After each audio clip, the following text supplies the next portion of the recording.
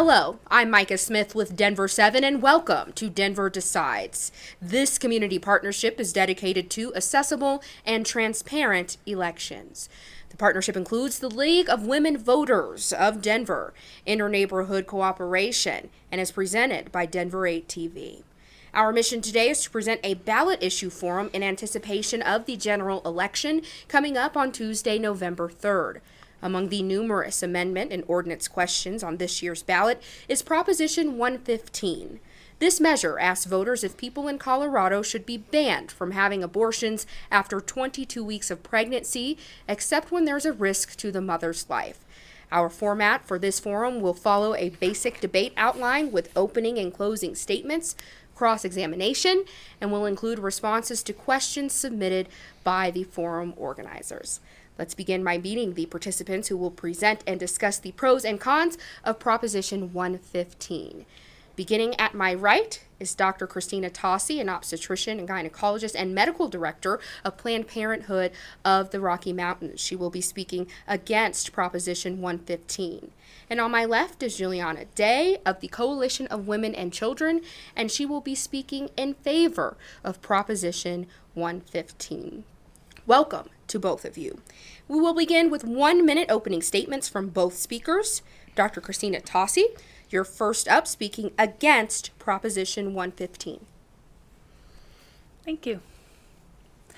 In nearly 20 years of practice as an obstetrician gynecologist, I have seen that each patient and every pregnancy is unique, and no one can possibly know another person's circumstances. Proposition 115 does not allow for nuanced medical care, even in the most dire of circumstances, when there are risks to the patient's health or they learn of a lethal fetal diagnosis. The initiative's writers have even said they want to force a patient who has been raped to continue the pregnancy. There is nothing reasonable about this. It's simply cruel and medically inappropriate. Proposition 115 is intentionally confusing and is being pushed by many of the same politicians and groups that have repetitively tried to ban abortion altogether in Colorado. Coloradans across party lines have previously rejected these attacks because in Colorado we know that complicated decisions around pregnancy should be made by patients, their family, in consultation with healthcare providers, and in accordance with their faith, not by politicians. Thank you, Dr. Tossi. And now an opening statement from Juliana Day, speaking for Proposition 115. Thank you. Proposition 115 will restrict abortions after 22 weeks when the baby feels excruciating pain during the abortion procedure, and also when the baby can survive outside the mother's womb. It has the exception to preserve the life of the mother, and in no way is going to be penalized or criminalize the woman. And that is something that is very close to my heart, because I've been always with the community, and I know the pain, the emotional pain, the psychological pain that the mother suffers through an abortion. Abortion at 22 weeks are extreme. Just for the audience to have an idea, there are only six other states in the entire United States that allow this type of abortion. And internationally, there are 4 other countries in the world. And there are 3 of those countries that are known for being human rights abusers. Colorado deserves better. Colorado is a state that is very compassionate and loving. So that's another thing that is also very close to my heart, just to tell the truth. Because unfortunately, what they've been saying is that, behind... Thank you, Ms. Day. Your time is up. And now, Dr. Tossi, you will have 1 minute for a rebuttal to Ms. Day's opening statement. We are here tonight to focus on Proposition 115.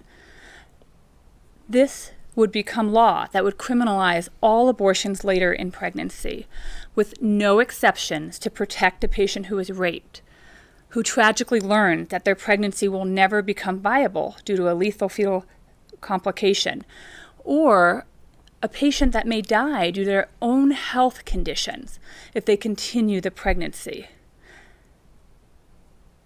As Ms. Day stated, there is one exception. If the patient's life is in imminent danger, the patient is at imminent risk of dying absent an abortion, this is permitted. Nowhere else in medicine would we ever withhold a potentially life-saving treatment until a patient is near death. That is medically unacceptable, it is cruel, and that is not what we need in Colorado. So please vote no on Proposition 115. Thank you, Dr. Tossi. And Ms. Day, you now have 1 minute for a rebuttal to Dr. Tossi's opening statement. Yeah, one thing I would like to clarify, what the doctor mentioned, that it's the same politicians organization, that's not true. It's me, a Latino immigrant, that is behind that with the people of Colorado, the lobbying people of Colorado. That's it.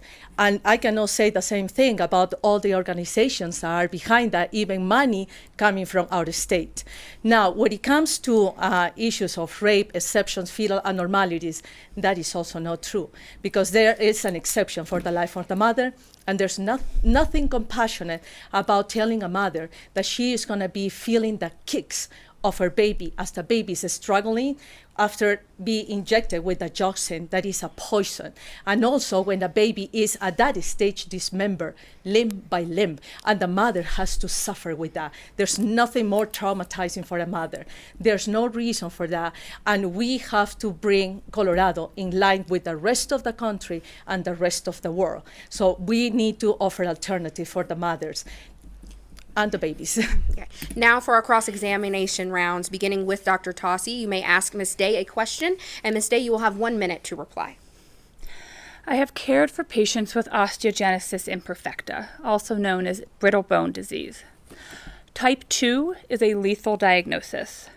Results from genetic testing needed to make this diagnosis are typically available after 22 weeks. Babies born with this disorder have zero chance for survival and have traumatic, painful deliveries. Can you please confirm your proposition will force patients to continue carrying pregnancies that will never become viable?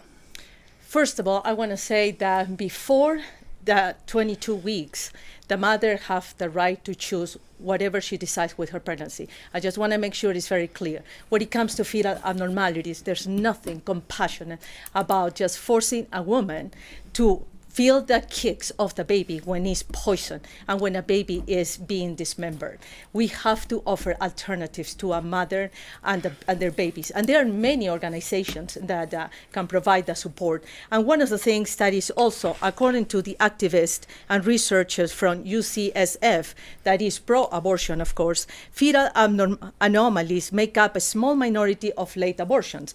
In the words of abortionist Dr. Hearn, it's the same thing. 70% of all the abortions are done in healthy babies and also healthy women. So, and the other 30% of the babies with chromosomal or structural abnormalities, many have treatable conditions. So this is time to offer alternatives, a loving and compassion. You are a doctor. Thank you, Ms. Day. Your time is up. Now you may ask Dr. Tossi a question, and Dr. Tossi, you will have 1 minute for your response. Preborn babies with the gestational ages of 22 weeks or greater are biologically indistinguishable from infants born at 22 weeks.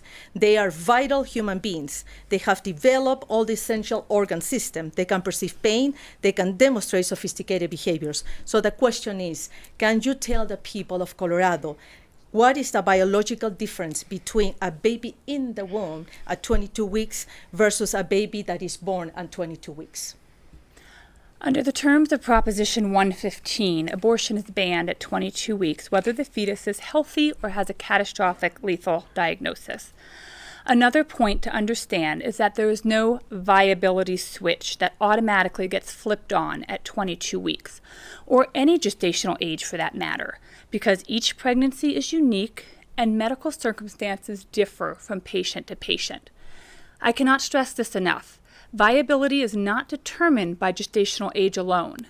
There are many other medical factors that go into this. Drawing an arbitrary yet absolute line here is medically unacceptable. And although a fetus may be healthy at 22 weeks, it may be determined to have a catastrophic lethal condition at 24 weeks.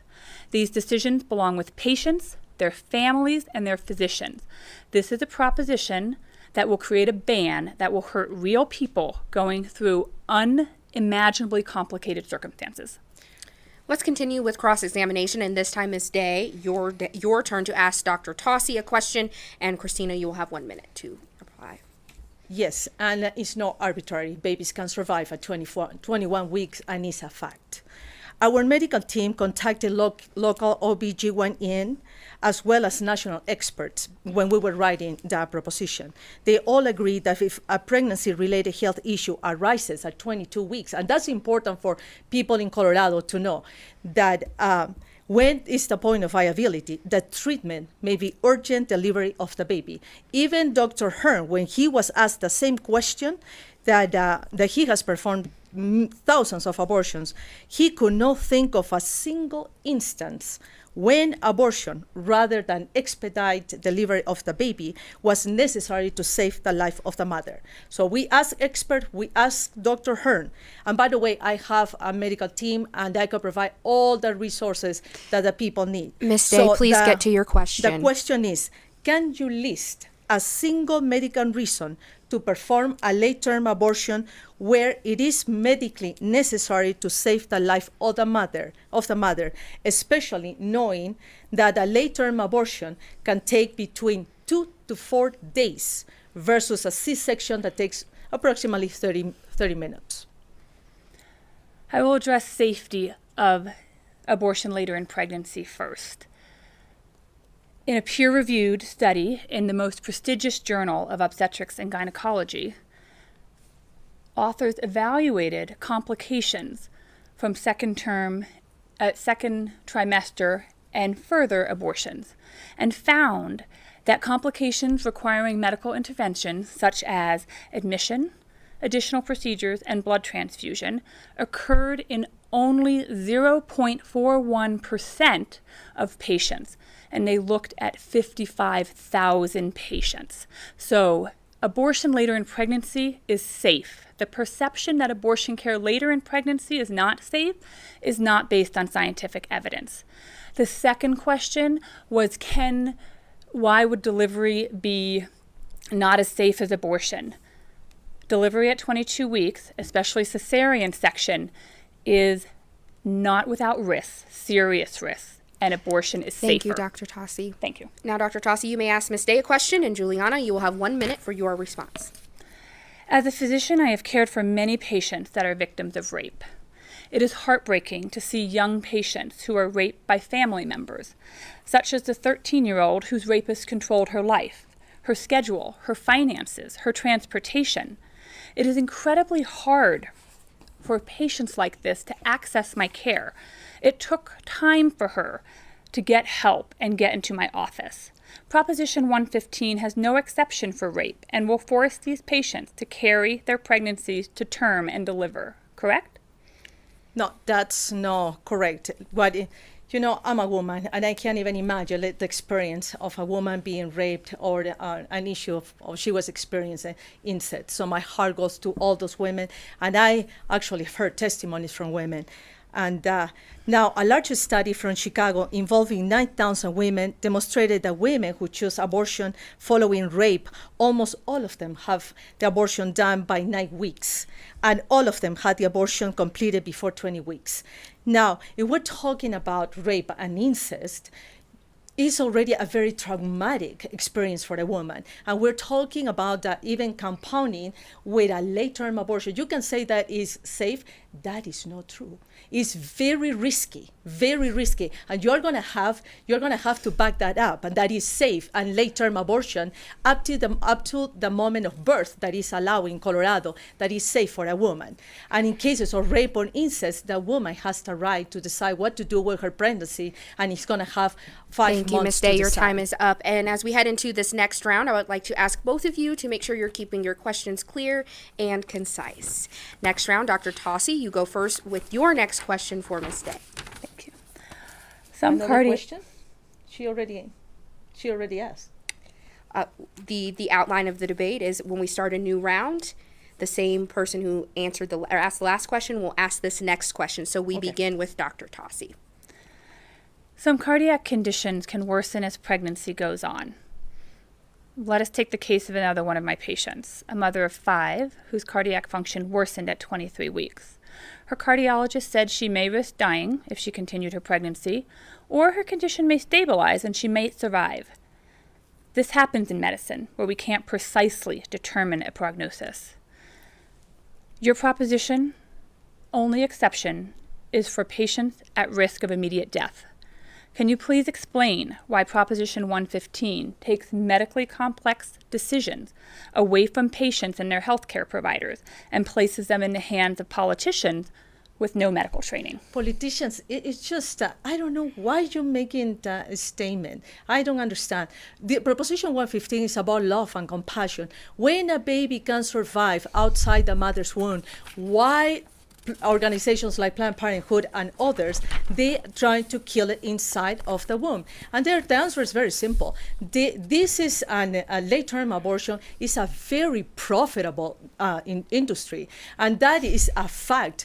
A procedure of this type, it costs approximately $30,000, and it's very expensive. And there are lots of people making a lot of money out of the suffering of women in crisis and children. Because if a baby can survive already at 21 weeks, why do you want to kill it inside? There's no medical instance in which just to save the life of the mother or for her health, that a baby cannot be expedited and delivered expeditiously.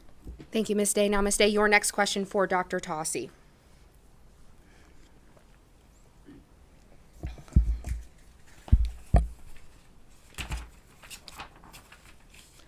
Why does Planned Parenthood and other abortion providers choose to perform D&E, dilation and evacuation abortions on 22-week babies, which involves the systematic dismemberment of the baby, followed by crushing the head, often on the still living human baby, which is capable of feeling excruciating pain?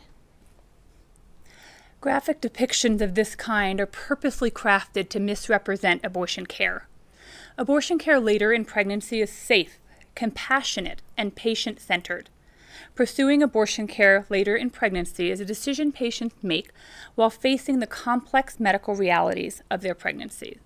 We are here to discuss Proposition 115, a law that criminalizes all abortions later in pregnancy, with no exception to protect a patient who has been raped, who tragically learns that their pregnancy will never become viable due to a lethal fetal diagnosis, or a patient who may die due to their own health conditions if they continue the pregnancy. This is what we are tasked to focus on tonight.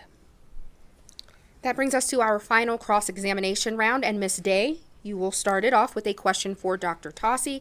Christina, you will have 1 minute to respond.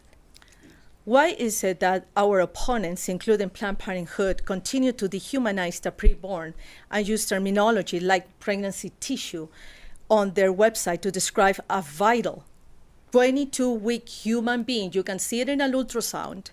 Why don't you tell the voters the truth about the gruesome nature of the procedure, and that the mother, in the words of the abortionist Hearn, should expect the baby's kicks for hours after the baby is injected with poison, and the reality of late-term abortion? Why you guys don't do that? I will say again that graphic depictions of this kind are purposely crafted to misrepresent abortion care. There is nothing more traumatic for a patient to be forced into one medical treatment as opposed to having options to choose from. Abortion care later in pregnancy is safe, compassionate, and patient-centered. Again, we are here to speak about Proposition 115, and I will continue to say again that this proposition does not allow myself or other providers to take care of rape victims, patients with lethal fetal diagnoses, or patients with health conditions that need abortion care for their survival. This is what we are tasked about talking about, and this is what I will continue to say throughout our night together. Dr. Tossi, your final question for Ms. Day, and Ms. Day, you will have 1 minute for your answer.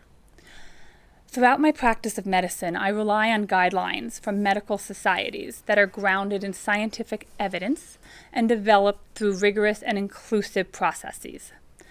More than 20 medical societies, such as the American College of Obstetricians Gynecologists, Society of Maternal Fetal Medicine, and the Colorado Medical Society, have formally opposed Proposition 115.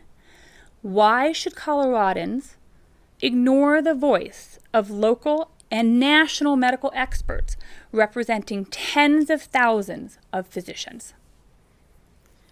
Just a week ago, we were endorsed by over 150 healthcare and life scientist providers, and they represent a big number of people like you that understand science. It's kind of surprising, and that you can join our movement because this is about love and compassion. It would be amazing because you know science. You know that a 22-week baby is a big baby. You can recognize the ability. You can please tell the facts to a woman. I've been with a community. I know their pain. I've been with so many women that cry. I held them in my arms because they are in pain. There's emotional pain, there's psychological pain. This is a reality. That is a big baby that is viable. It can survive already outside the mother's womb. There's no reason why it should be killed inside of the mother's womb, especially. That is a very cruel and inhumane way. We don't even treat animals like that. Thank you, Ms. Day. Your time is up. Our next few rounds will feature our speakers responding to questions submitted by our forum organizers, and we are also involving other younger citizens of Denver in this Denver Decides forum, as a couple of questions have been submitted by students in Mr. Drew Garland's campaign, media, and politics class at Merrill Middle School. Each speaker will answer each question, and they will have 1 minute for their answers. Dr. Christina, you who is speaking here against Proposition 115, you will be first to answer. Is it fair for someone to decide for someone else when they want to have an abortion if it's not your situation or your body? A middle schooler asked that question. Okay. Proposition 115 does not take into consideration the uniqueness of every pregnancy and every patient. In medicine, we take an oath to provide the best care possible for each individual patient we treat. Medicine must provide individualized health care. Every patient must be treated as a person with their own unique situations and specific medical condition. And so it is never appropriate in medicine to have a one-size-fits-all approach. And that's what a ban is. It's an absolute, arbitrary line in the sand that cannot be crossed. And that is never medically acceptable, and it is inhumane. And now Juliana Day, who is speaking for Proposition 115, your response to that question. I would say that it's important for the voters to know that in Colorado, the abortion clinics are totally unregulated. If you research about the famous abortionist Gosnell, it's even in Pennsylvania, there were some regulations. In Colorado, there's nothing. If you compound the lack of regulations in abortion clinics plus the risk of the mother, it's just terrible. We cannot tolerate something like that. We must offer alternatives to the mother and their babies. And there are wonderful organizations that can provide that. And even with the baby was diagnosed with fetal abnormalities, they are different organizations. You can check duedate2late.com. I purposely decided to put a list on it. There are organizations that can provide the care. And even when the baby is not going to survive for too long, they are strings of pearls, for instance. And some of these organizations, and almost all of them, are free. They can provide the service and cannot traumatize a woman and risk the life of a woman through a late-term abortion. Unfortunately, we are running over time, so we will not have an opportunity to get to more of our middle schoolers' questions. We will now move to closing statements. Each speaker will have 1 minute for a closing statement, and we will reverse the order of opening statements, which means we will begin with Juliana Day. You have 1 minute for your closing statement. Thank you so much. Proposition 115 is about love and compassion for babies and the mothers. Doesn't change existing Colorado law before 22 weeks, and women can continue to make their own choices regarding their pregnancies. It has the exception when the life of the mother is at risk, and it doesn't criminalize or penalize the mother at all. At 22 weeks, the baby feels excruciating pain during the abortion procedure and can survive outside the mother's womb. Late-term abortion is too risky and is performed in unregulated clinics in Colorado. As a proponent, I'm here because I know the facts, and I don't want the misinformation or the lack of truthfulness from the opposition.